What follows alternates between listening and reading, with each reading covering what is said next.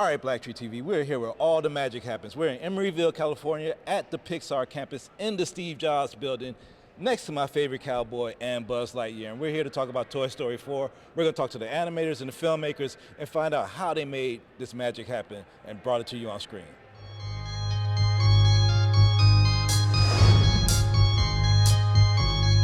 Flows and flows of angel hair and ice cream castles in the air and feathered canyons everywhere.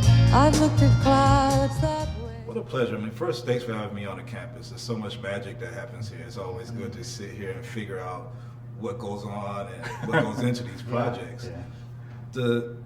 This franchise has lived on, you know, for a lot of years now. It's an old franchise now. So how much does technology change the story, if at all, you know, as it goes along? Oh wow.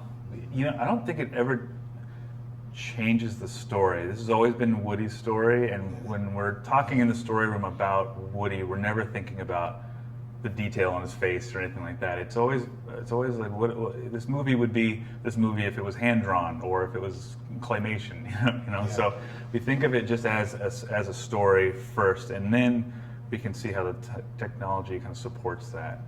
Okay. Well, maybe not all the time the technical aspects in the production, but like even today, kids play with more video games than toys, and it's like society is changing. Toys R Us was open in '95. Right. Now it's almost like so as the story goes on, does those elements play into the effect, or are we staying in Woody's world? We've thought a little bit about that because we have kids, and our kids play with iPads and so forth, and kids certainly are different today than they were, you know, in '95. But yet, I don't know. I think there's still a in a weird way. I think that's helping us on this film now. Like there's a little bit of a delta between just a little bit of nostalgia in it, and I don't know. I feel like there's a return. It's like there's a warmth to it. You know, people want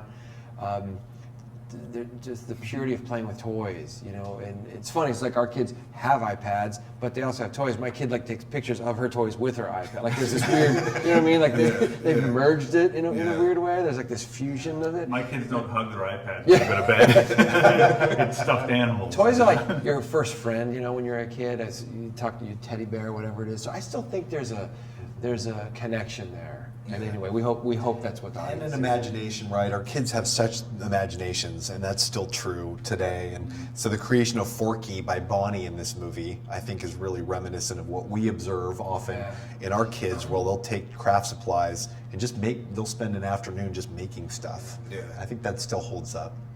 How does the voice change? Because this is an international movie, and we have, you know, Key and Peele playing these characters here. They're so fitting in that character. When you go and you have a different voice actor that's in Italy or wherever, how does that casting and how do y'all make that fit to where it's perfect for these different worlds, also these different countries? Well, we just work with Key and Peele, but I think it's Disney. You know more about that. They kind of cast towards the Key and Peele of Italy or of France. Like they look for the same kind of a spirit. They do an amazing job. Yeah, they go. I've seen it in Germany, for example. And Disney Character Voices International. They do just that. They work with us and tell us, why'd you cast him? What's the character like, and who is it? So they'll go out and they'll find that version, and it's always pretty impressive, you know, that they can get it pretty close. I don't know the specific names in any of the territories off the top of my head, but we're always pretty impressed. And we just stick to, we make the domestic one, and it plays in England and so forth, work the way we want it, that we sort of trust the process, that it's kind of echoed throughout the world. We've got some folks here that work on the internationalization of some shots, where they'll translate, where they'll build in signs. If you need to read the sign to understand the story, they'll build it in whatever that language is. So we do have people on the Pixar campus that focus on that. But in terms of the voice casting, that's often done in those territories. Okay. You guys have been known for these shorts that are attached to the projects also. Yeah. Is there going to be a short attached to Toy Story 4? You know, there is not going to be a short attached to Toy Story 4. We love shorts, And we're still making shorts at the studio. We've got the Spark shorts that we're now making, some of which are on YouTube, and we're making some for Disney Plus. You know, what it takes to make a short is a pretty massive effort with a lot of people involved. And our primary business is really making these feature films. And so the truth is, we've got these films lined up, and it didn't allow enough people to be freed up to make a short for this one, because so many people are focused on the features. But shorts are still a part of this place, and we're going to keep making them. Right.